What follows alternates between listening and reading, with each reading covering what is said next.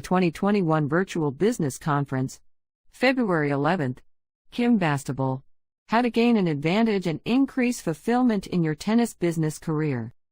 As Rod said, we are in the beginnings of a new renaissance for tennis, and she has proven to be a renaissance woman. So we're delighted to have her. She is a former NCAA All-American. She has a 30-plus year career in being tremendously successful as a college coach, high school coach, country club professional, league director, park program director, and many other roles in the industry. Currently, she's the PTM program director for the University of Florida. So we're delighted to have you, Kim, and all yours. All right. Thanks so much, Kevin. Appreciate being invited.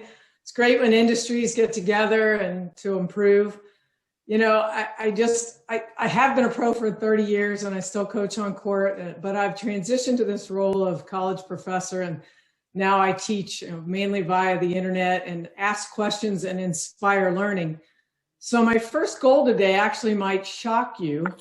I want you to unlearn. I want you to unlearn a few things. Stop doing the things that maybe you've always done. And one of the reasons for this is, like, in 1949, there was a group of firefighters called smoke jumpers who dropped into the sky in Montana, equipped to extinguish a forest fire set by lightning.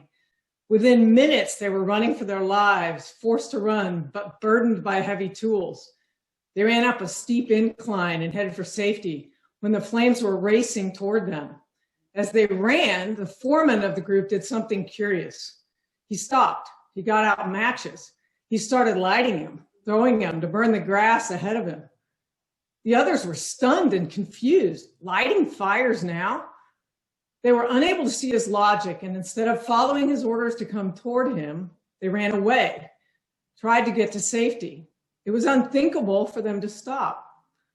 But what he did was clear a path with little fires, clearing the grasses away, which were the fuel for the forest fire. And instead of outrunning the quickly advancing flames, he laid down in the burned out area, poured water on his handkerchief, and laid face down as the fire raged over him, while he breathed oxygen close to the ground. 12 of the 15 smoke jumpers died that day, unable to outrun the flames, but Dodge, the foreman, survived because he was able to unlearn his training and rethink in order to survive. Sometimes it takes looking at the basics in a whole new way to get ahead. So let's explore how you can think differently about your role as you execute it. Now, your fellow pro, Jeff Haws, has been experimenting with drone shots for helping players improve. I think that's thinking differently.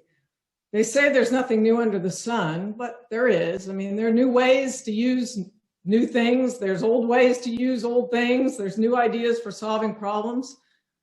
Let's unlearn a few things today and rethink. It's far easier to do things the way we've always known, but that smoke jumper, Dodge, would have died if he would have done things the way smoke jumpers always do them. 12 guys resisted the odds and the unusual thinking that Dodge did that day. So how do you gain an advantage in your career? Well, I think you rethink yourself. And then you rethink success. What is the definition that we have now, this kind of mid-COVID, hopefully post-COVID world? The short answer is, we rethink in many ways. Let me ask you a question. You're at a cocktail party and you're in a group of people. You're asked what you do for a living. The guy to your right's a doctor. The guy to your left, a paramedic. You're a tennis professional. Which one of you is more important? Which one of you is an essential worker? Which one of you saves lives? You likely have the preconception that both of them are more important than you. Both of them are more essential than you.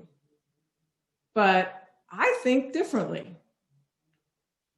The word preconception means a conclusion made before we get the full story. The firefighters running for their lives made the preconception that setting fires, as Dodge did, would not save their lives. Well, more information changed that. Here are a few other examples of preconceptions. 43 years old is too old to succeed as an NFL quarterback. Well, I'm a Chiefs fan from Kansas City. We obviously know that's not true. COVID-19 cannot be worse than the flu. I don't know if you thought that, but I sure thought that last March. I couldn't quite understand why we were doing what we were doing. And then we have this preconception 2021 will be better than 2020. I think we all hope that, but I wonder what we're going to be thinking near the end of 2021. So preconceptions are very interesting and they can change. So what's your preconception about an essential worker? That might even be a word we didn't even know before last March. I don't know if we ever thought of it that way, but I think if we had thought of it, essential workers were people like policemen, firefighters, doctors, electrical line workers, educators. But now this guy is essential. He's stocking our shelves. And this guy is certainly essential. Brings us everything we ever needed. And this is what's essential in my world now. I certainly need someone to bring my groceries most of the time. So we're just living in the world of a new norm. Tensions are high. The evidence is that tennis is a type of savior. As Rod mentioned, we have an incredible boom, and frankly, everyone's mentioning, we have a boom going on. But the preconception was that tennis was one of many activities fighting for time with the family calendar. But we see that differently with new information. It's the perfect option, and it's booming. Racket sales, ball sales, all increasing. No other sports options in some places. And it's perceived as quite safe over other options. So with this new information, you are not just teaching tennis anymore. You are providing one of the main recreation options for many families. Tennis is now considered an essential activity for movement and socialization in many houses. It's become very important.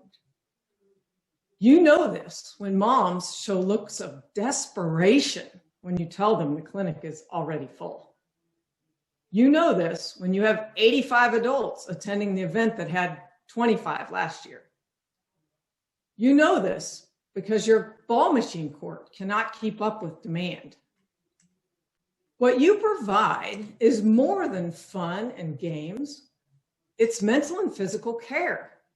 So your preconception about your importance of your job is wrong. Now that you have more information, you are an essential healthcare worker. So let that sink in a little, and let me add a few more pieces of data to prove my case. So there was a 2017 study and subsequent campaign that noted the scientific health benefits of tennis. That was with researchers, included our own USPTA's Jack Groppel.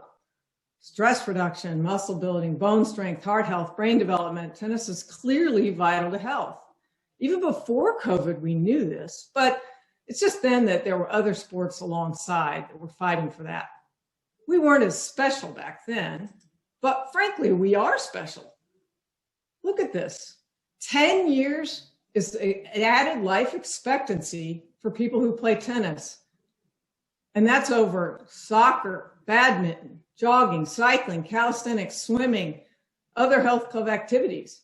It's by far the best by over 3 years. The data presents the health benefits of playing tennis.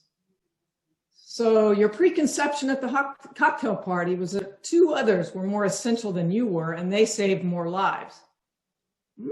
I disagree. You're an essential healthcare worker. Take that in, look in the mirror. Tennis pros are vitally important. So this is one reason I'm really excited about the latest career role that I have, and that's running the professional tennis management program at the University of Florida to educate tennis pros and make them more equipped for their job. I feel that tennis is a vital tool to health, and we need to do our part of healthcare. We need to be making the most impact we can in the lives of as many people as possible. So here's what is offered to the industry for tennis professionals now. In the past, to become a director of tennis and lead the entire Rackets program, it took a pro years of time learning the ropes under a good director. You could pass a test to become a certified pro, as you guys have with USPTA, but you could not take any test or do any formal education to become a certified director of racket sports. Well, that time is over. Now you can. The new USPTA Director of Racket Sports Education and Certification Program has begun. The University of Florida is hosting the USPTA and USTA's formal curriculum. One method to receive this is to get it through getting a master's in sport management. There, you take 36 college master's hours of education. It covers many subjects, and 6 of those hours cover this Director of Racket Sports curriculum. Upon completion, you get a master's degree, and then you also become a certified director of racket sports. That program is enrolling now, and the classes begin at the University of Florida in May. But we know that everyone doesn't want or want to take the time of a master's degree. So there's a continuing education option where the Director of Racket Sports curriculum will be available as a standalone online program. You can study on your own, finish on your own pace. The continuing education option is open to pros with 3 years of teaching experience and 1 year of leadership experience, either at your club or the tennis community around. This program is projected to begin enrolling June 1 of this year. And we are so excited to be able to help tennis pros prepare for the next stage of the career, both thoroughly and in a timely manner. You don't just have to wait until you earn, quote, enough experience. You'll be ready to be a successful director of racket sports. So as you take your role more seriously, what can you do to ensure that you will be successful? How can you become a pro who is in great demand? Well, the next part of this presentation, I want to redefine success and find ways to measure it. So we all know that a lot of times profitability is what people look at regarding success. But what leads to profitability? People taking lots of lessons and enjoying lots of everything you have to offer. But it starts with memorable experiences. And looking at the sequences, it's not just okay experiences, it's memorable ones. Ones they want to repeat that make them delighted. And that leads to their loyalty, which leads to profitability. So as they experience what you offer at your club, members can have one of 4 reactions.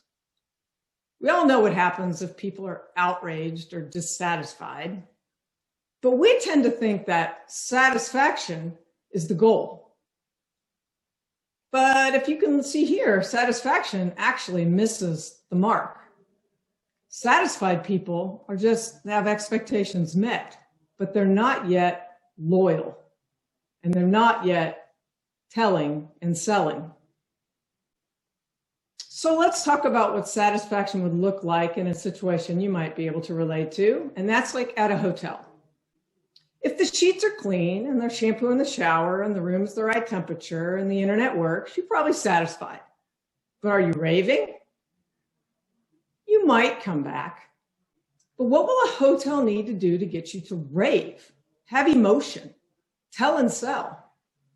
Well, you might think that's reserved for the beautiful view from your room. Well, that does often work if you're on a beach, but not every hotel is on a beach. So how can a typical city-bound hotel get you to have delight and rave about your stay? You have to create something special, a top-rated experience, just like this hotel did in LA. Believe it or not, it's rated on TripAdvisor as better than the Intercontinental or the Sheraton Grand. This is a nondescript retro facility that has made a name for itself by experiences.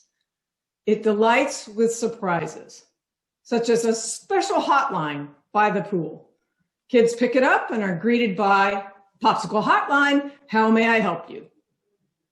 Then a man walks out by the pool with white gloves and a silver tray and presents free popsicles to whoever is by the pool.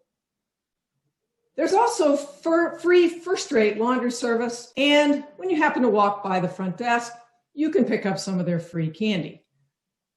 So I ask, what can a club do to create delight? What can your club do? You don't have to be a platinum country club or have a big budget or fancy logoed windscreens. No. What's your equivalent of a popsicle hotline experience? The reason this hotline thing works isn't because everyone likes popsicles, because usually only the kids do. But mom loves watching her kids' faces light up, and she does love the clean laundry, so that place gets the mom too. The hotel exceeds expectations in ways the guests don't even know they have them. People don't really know what they want sometimes. We have to think bigger and think differently, which is why I love the idea that New Orleans Country Club is considering using drones to shoot lesson video footage. Interesting, ingenious, and as far as I've seen, pretty outside most people's expectations. With all the new people that are hitting the courts due to COVID, we want and need to keep them. COVID will leave, life will return to some new level of normal, but we hope these new players don't leave. Jim Baugh, who was president of Wilson years ago, did a study on experiences, and he found that it's vital to wow people in the first few experiences. If you wow them at the start, you have them forever. Even if life happens, even if they leave, they'll come back because their emotions say it was good. But if we don't wow them at the start, we will lose them. Most don't give us any second chances, and it's imperative that we keep them. We must make tennis sticky for the 11 million new players that have appeared since the fall of 2019. If we do this well, you will have job security and lucrative paychecks for years. If you don't, the tennis industry will probably kick itself and become the laughing stock of the sports world. Ouch. So how do moments stick? There are people who study this kind of thing, and the power of moments gives an example of a day at Disney where moments were rated from 1, terrible, to 10, terrific. And they asked families for their ratings. So they went through and they said, so what was the experience waiting for the monorail to get to the park with your impatient children? A 4. How about riding Space Mountain? Oh, that's a 10. The overpriced lunch out of a box? They gave it a 5. Waiting in lines in 90-degree Florida heat? 3. The Small World ride? Well, that's a classic, but does anyone really love it? 6.5. The character experience? An 8. Buying mouse ears as you leave the park? 8. Overall, the average of those numbers is 6.5. But 2 weeks later, when asked about the same trip, what do you expect the rating is? Well, it was a 9. So how does a 6.5 become a 9 in 2 weeks? Well, it turns out that the average of our experiences is not really what we care about. What we care about is the peak, Space Mountain, and the end, the mouse ears. Hence the rating of 9. The gist? Moments matter. How can you make moments at your club matter more than ever before?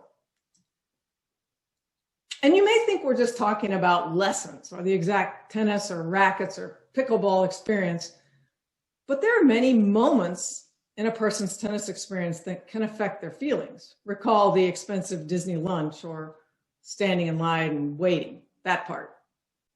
So don't forget to have attention to all details.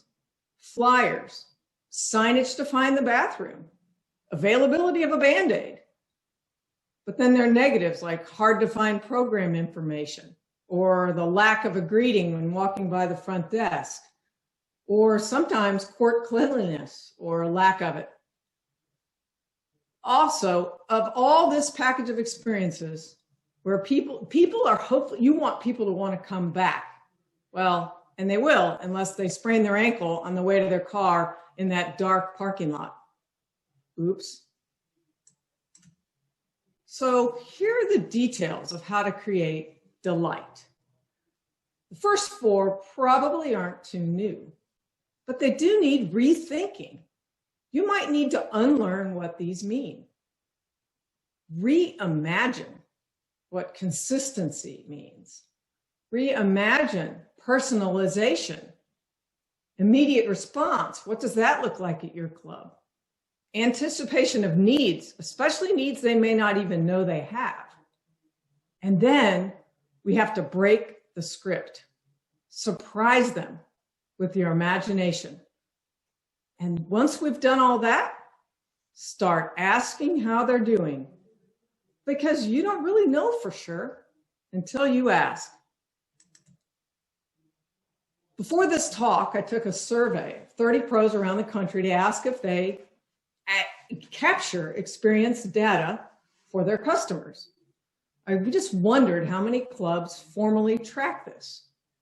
And what I found is just 1 in 3 clubs surveys junior experiences, and 50% survey adult experiences. But the important thing is 82% of pros said they would change the way they teach if they had more information about customer experiences. There's an old saying, what gets measured gets managed. And it appears that the tennis pros are eager to manage, but they don't always have the information. Another reason to capture this experience data is it helps to retain customers. 92% of people trust recommendations for friends and family. So you'd like to know that your friends, that your clients are recommending. As we know, the most avid players are the best marketers and spenders.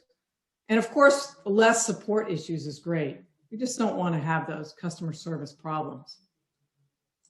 But the best news of all was that from my survey, 100% of pros were interested in learning how to do a better job of capturing this data, which was really one of the motivators for me selecting this subject for this presentation. So here are some methods of reading people's minds. One, we can send surveys, and this could be annually, could be post-event. And from my data, about half of the pros or clubs that I surveyed do these official surveys. 64%, however, said they keep formal track of emails or text comments that come in, which is higher than the survey number, except my fear with that is I feel like much of the time you get an email or a text, it's a complaint. And we don't really know if we make changes based on 1 or 2 or 3 complaints. There might have been a whole lot of other people who thought what you just changed was excellent. So you don't really know if that's how your format of your information gathering. And then just 10% use something called the Net Promoter Score. Many people, I don't think, recognize what this is, so I'm going to talk about it thoroughly here in a minute. But one of the first indicators that people use to understand customer satisfaction is this CSAT, and it's the STAR method. You've seen this before. How would you rate a product or an experience? And it's, 5 stars, 4 stars, 3 stars, often asked within 30 minutes of leaving an event. The only problem is this doesn't really tell you what went wrong or what you did well. It just gives you an overall number, which isn't bad information, but it's just incomplete.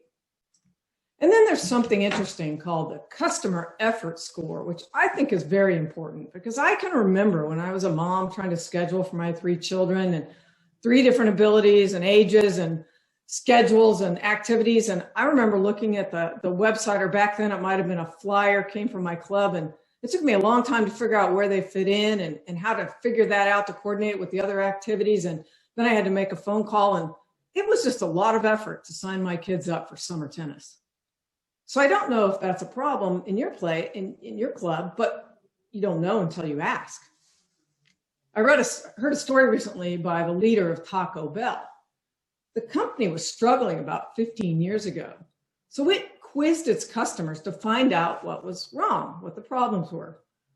What it found out was that many folks considered tacos were too messy to eat, especially in the car.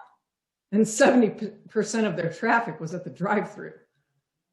The effort to eat them just wasn't worth it to many people. Maybe the risks to eat them. Taco Bell had recently introduced 2 offerings that were not catching on. So after this survey, they changed the way they were packaged and made so they were less risky to eat on the go. The products immediately shot up in popularity, and the company as a whole has changed many of its offerings to make them less risky. It's now one of the most profitable fast food chains. It's very easy to be a Taco Bell customer now. And then there's a data point called churn, and this is with starts and stops. And this isn't so much the opinion, this is just metrics. This is members who start the year minus members at the end, divided by members at the start, or you can do it by dollar figures. But the key is if you can find out why people start and stop. So if this is accompanied by some type of survey to find out why people leave or why they return or why they sign up or where they found out about your club or facility, then hopefully you gather information. So I hope someone is monitoring that data at your club. And then there's this Net Promoter Score. This has become one of the most important metrics, and you should know about. Started in 2003 by Bain & Company, and it's fast becoming a huge tool. You're familiar with it, if not by name. I'm sure you've been asked, maybe after your car received service or you had your furniture delivered or you talked to a customer service agent. They said, on a scale of 1 to 10, how likely are you to recommend blank, whatever it is? In my survey of tennis pros, just about 10% used this tool and 45% had no idea what it was. I think many of them just didn't know what it was called, but nonetheless, they didn't know. But this metric is so key, the USPTA is planning on using it as a benchmark over the coming years of its new strategic plan. So it will be key to the future of tennis. And research tells us that 92% of us trust a recommendation. So that's why every business or industry wants a high Net Promoter Score. So here's how it works. You ask if they would recommend, what on a scale of 1 to 10 would they recommend? You don't tell them these number guides, the detractors, passives, and promoters, just give them the scale 1 to 10. They'll choose 6, 7, 8, 9, whatever. Once they do that, that score gets classified. Anyone who scores a 9 or 10 is considered a promoter. They are so happy they're telling other people about it. Anybody who scores from 1 to 6 is a detractor. Clearly not that happy and probably would sabotage your efforts if they got a chance. If you score a 7 or 8, it's really you're neutral. You're not that fired up, but you're probably not going to cause problems either. So the passives essentially get thrown out. And a Net Promoter Score becomes the percentage of promoters minus the percentage of detractors. So a good Net Promoter Score is going to be above 0 in the positive numbers. A bad one is in the negative numbers. So cable TV as an industry is a +1. Hotels as an industry, +40. Smartphones as a thing, 44. Apple's last known Net Promoter Score was a 47. Interestingly, in the insurance business, auto insurance gets a 43, but life insurance, their Net Promoter Score is a 30.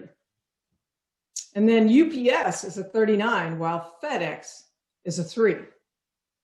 So it's interesting to compare these numbers, and you can compare them year over year, but it's just a number unless you ask a follow-up question. What are the primary reasons for the score you gave us? Or how can we make your experience better are 2 very common follow-up questions. So you don't want to make the Net Promoter Score survey too lengthy, but you could ask 2 questions. And then if you wanted to be able to follow up, you could ask them, would you like us to follow up? Which of course requires them to give you a phone number and email. So you can ask further questions, but the simplification of just asking the Net Promoter Score question plus 1 follow-up is typically what is done. So why choose this system?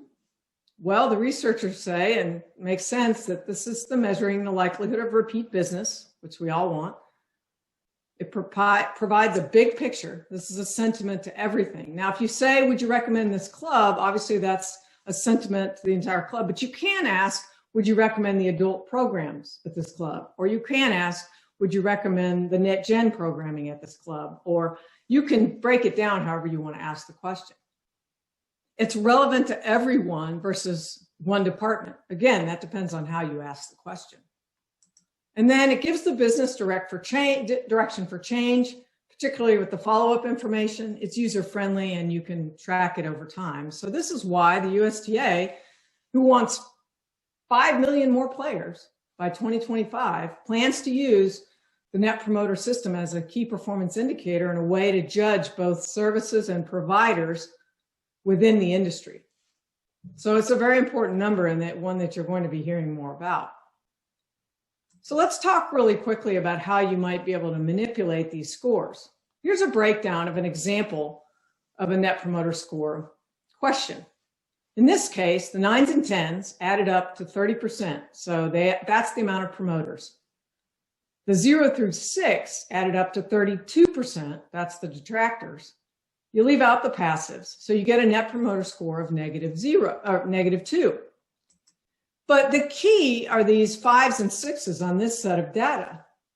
If you could get those from the detractor range into the passive range, that would change the outcome.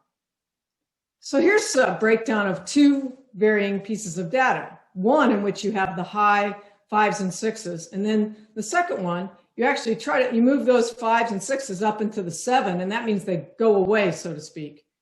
You just went from a -2 Net Promoter Score to a +25.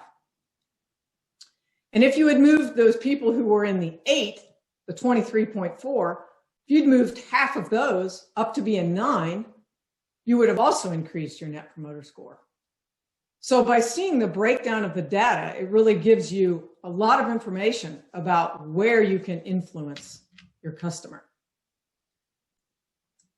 So let me tell you a little story about Joshi. Joshi is the stuffed animal of a little family, a boy in a little family that visited the Ritz-Carlton in Amelia Island.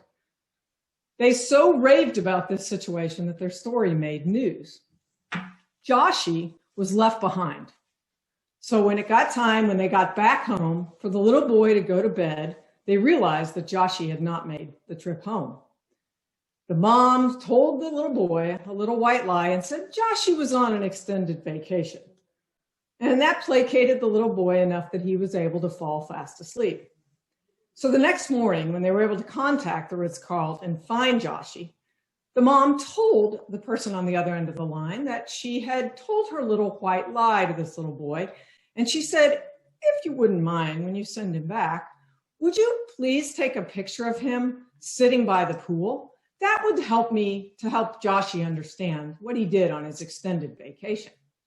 Well, the Ritz-Carlton did that and more. Not only did Joshi sit by the pool, Joshi drove a golf cart, Joshi watched the security cameras, Joshi had a massage, and Joshi met some new friends. Joshi even became a hotel employee. So when they got the box back with Joshi, it included Joshi, his ID, as well as a couple of pieces of swag from the hotel gift shop. That's above and beyond customer service. Needless to say, they're raving about the Ritz-Carlton, Amelia Island. So let me give you an example of a missed opportunity, though. I relived a childhood experience a few weeks ago, horseback riding. I used to ride at this ranch as a child. I got lost in the desert with my guide once. It was a blast, or I thought so. My memories of this place were fond, probably idealized. I arrived on this day a few weeks ago with high hopes of joy, and as I was there, I was reminded of the somewhat crotchety old place that it was and is. When I walked inside the corral, no wrangler said hello. They all just went about the work of saddling horses, chatting with each other, but ignoring the riders. When I was acknowledged to get on a horse, they didn't ask my name. They just said, "This one's for you." No hype about how great a horse it was or even his name. When we finally set out to ride, I found myself asking the wrangler questions about how long she'd been there versus her asking questions about me. And during my lesson, I did the same thing over and over. Start at this first barrel, trot my horse to the second barrel, round it, take the horse to a lope until coming to a stop at barrel number 3. I hadn't ridden in years, but trotting then loping around the ring for an hour starts to feel boring. Not much energy came from the wrangler. She wasn't mean by any stretch, just not that inspiring or fun, and she certainly provided no delight. Any delight I had came from my fond memories and just being on a horse again. I would say that I left the ranch that day as a fan, but not a raving fan. The old ranch I used to know is still the old ranch, and my net promoter score would probably be a 7 or maybe a 6.5 versus the 10 of my memories. They sadly left me wondering how often I'd really like to go back. It was a missed opportunity for them. No breaking the script has happened at that place in 50 years. I expected to ride, and I did, but there was nothing exceeding my expectations. Some ideas I thought up for them, they could have welcomed me at the front desk with some swag reserved for alumni guests, or maybe a coupon for one discounted item at the gift shop. Better yet, they could have photographed me rounding the barrels or put my name on a welcome board as I entered the corral. Anything to exceed expectations. There was no popsicle hotline moment. So what will your players and members say as they leave your club? And how will you know the data to prove you are delighting them? No one asked what I thought about my day at the ranch, and it shows in their lack of changes and adaptations over 50 years. But you know better, and you'll ask. And you'll also sit down and brainstorm with your team. Create some peak moments and make them special. Remember to leave them with a highlight in the end. And remember Joshy and his trip around the Ritz to remind you of excellent, over-the-top, unnecessary customer delighting. Every one of you should create your own idea of the popsicle hotline. What is that special, unexpected, unique experience that people will talk about all around town? As you have this conversation with your team, avoid the temptation to dumb it down and simply squash ideas because they seem impractical or expensive. Consider them, delight in the fun. Some managers immediately might want to remove the white gloves and the silver tray of the guy serving the popsicles. Or another might just say, send Joshy home without any pictures. But you need to find those special ideas that delight and start making more than a few giggles at your club. It'll help your members and it'll help your staff. They'll have a little fun and think outside the box. Because after all, your health of your patients relies on you. You're an essential healthcare worker. With a desire to heal ills with delightful moments on your court and at your club, you need to go save a few lives. All right, thanks, and I will take any questions now about the Director of Racket certification or how you can embrace this role as a healthcare provider. Pat or Kevin?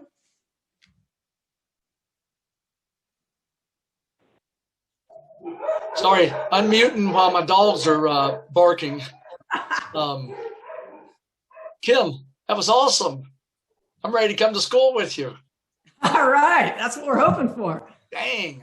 I mean, what a great thing. Let's see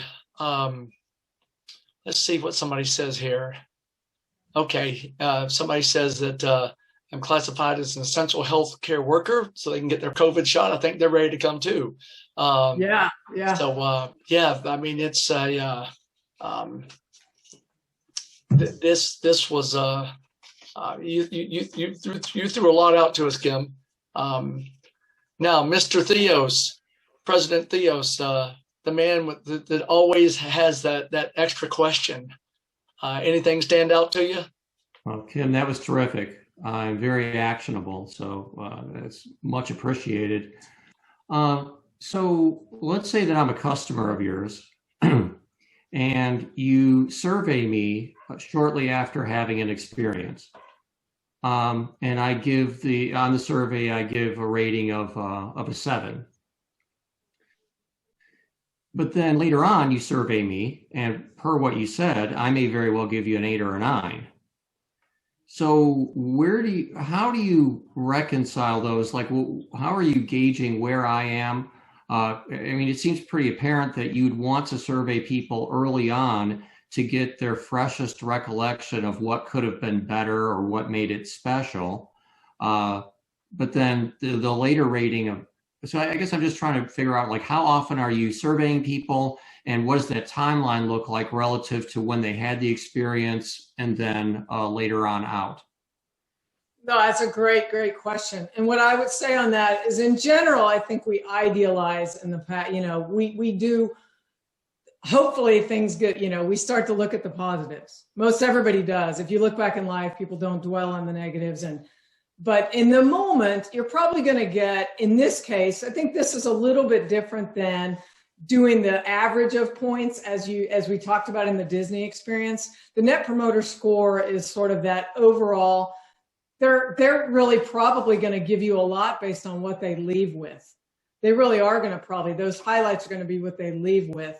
So they are probably going to do what the Net Promoter Score in my example of Disney did over time. It took the 2 high points, that high point and the last experience they had. We can always make someone feel good when they walk out the door, which is why I bring to the example of that dark parking lot. You could have somebody fired up and happy, but I've walked through too many dark parking lots going to my car. So we can destroy it in a hurry if we send them out with some other negative experience.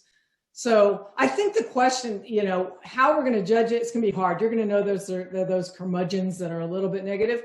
But in general, I think if you do a good job of having the energy, the surprises, the positivity, the delight, you're going to keep them in a positive mood, and then just keep everything safe as they leave. Okay. And if I'm a long-term active member, how frequently do you reach out to me to get this sort of feedback? Well, I personally think that people are pleased that you're asking. I think we have a mentality that, I don't want to bother them. But don't people want people? I mean, we want to be asked our opinion. I was happy Pat called me and asked me to be a part of this. Yes, did I spend a lot of time in the last few weeks putting together a presentation? Yes, but aren't we pleased to be asked? And I think in general, people are pleased to be asked. They care that the club cares enough to ask. And then they do something with that information. So I really don't think people are unhappy about being asked. They can choose to respond to it or not. If you sent them a Net Promoter Score survey by text, after, it depends on how you want to do it. You could do it after a session of clinics or after a special event. You're not going to get 100% feedback and somebody could skip it. But I don't think anybody's offended that you actually sent it. Let me ask you, Kevin, have you seen one of those come back to you after you had your car serviced or after you went, had some furniture delivered or something? I know I have. And have you been offended? Sometimes you might reply, but sometimes you don't. But I don't know that anybody's offended. Would you agree? Right. Yeah. It's not a question of being offended. It's a question of being annoyed. If I'm getting I will have some vendors that will, more or less constantly, every time there's an interaction, it seems that they're sending me an email to fill out a survey, and it's just overdone. So no, I'll delete it, but it's just like, really? Well, then I agree. That's too much. I think it's not, some of this you're going to have to get a feel for your own membership, how well if you're starting, again, there's a point in any survey of saturation. If you're getting the same answer more time after time after time, then no, you don't need to keep asking the question. You pretty much know. So it's something that you definitely do want to have a feel for. And you're right, you can't overwhelm them with that. It's just irritating. But I think that there's just the idea that we have 50% of our clubs not asking anything, right, and 70% not asking anything of juniors. There's room to improve. Oh, absolutely. Thank you. Yeah, that's good. It's also, Kim, I think it's important too that I liked what you had where the survey was short. I had one the other day and it said, "Oh, we'd like to get your feedback on this. The survey will only take 20 minutes." I'm like, gone. No. Yeah, no. You know, probably 3 to 5 questions at the most. Now, unless you want to do an annual survey. Annually, I think you can. You can ask them to spend 10 minutes, maybe. I don't think 20. But if I'm doing a whole club survey or a whole department survey, you can psych them up for that and probably give them a lot more time to do it. But no, not on a general quick, very short. So for our newsletter, I often do book reviews, and you've got a couple of them in there I really liked. You had the Heath brothers, and of course, I believe raving fans must be Ken Blanchard, I believe. Do you have an author or two that you really like? A couple of books that are just kind of like your go-tos? No, there's too many good ones out there. But yeah, no, the two that really I referenced, the Adam Grant book, Think Again. That's the one kind of about the rethinking and the unlearning. And then, yeah, the Chip and Dan Heath on the power of moments. I think that's an inspiring read. There's actually, if people are into podcasts, I listen to a couple of podcasts with Chip and Dan Heath. If you just Google them on your podcast, you can hear them talk about the book and give examples. I mean, most of these things are getting on podcasts. And then, I don't know, you must be familiar with there's something called Blinkist, which is a short, basically synopsis of business books that you can get a subscription to, and you can find the gist of a lot of these nonfiction books in a hurry. You might look up Blinkist, so you don't have to read the whole book for people that don't really want to read the whole thing. But often you can get the gist out of a book, even in the first, few chapters, or read the conclusion. I mean, but all of the little examples inside are powerful. I mean, that's where we learned about Joshi, and it's a pretty cool story. That was super neat. Any other questions for Kim?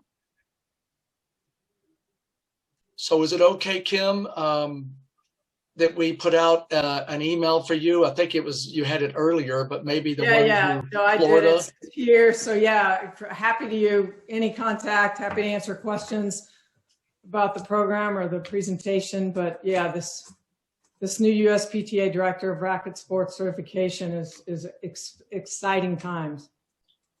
Now, when does that actually? The program is not it's not going right now, is it? Well, the master's classes begin May, summer session. We call it summer C. Our session starts in May for summer. But the continuing education will be available. The date we're setting is June 1st is our goal for that. Okay. So on June 1st, people could go to the USPTA site, and that'll link to the UF site where they'll be able to apply and register June 1st. Well, we thank you for doing that, because as everybody on this call should know, younger pros are in the minority by a long shot, and we really need to get this next injection. All of us that are getting too old that did this from the 70s, we need this, and maybe this that we're going through right now will be our next kick into this. It would be awesome. Yeah, definitely. I mean, this is the way, and even people who've been somewhat, maybe in the business as a director, but they just want to get some of the finer points. A lot of it's been learned by just years of experience. And this is finally a curriculum that was written by a bunch of directors of rackets.